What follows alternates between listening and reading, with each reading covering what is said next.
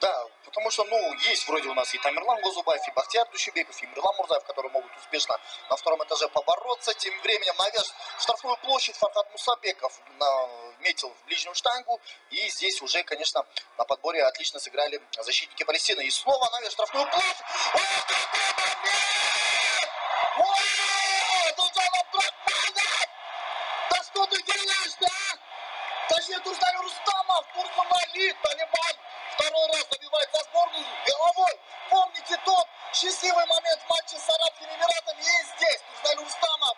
32-я минута. И, конечно, какой момент-то. Неожиданно, главное, как он своевременно вышел, как он подключился. Вот пас.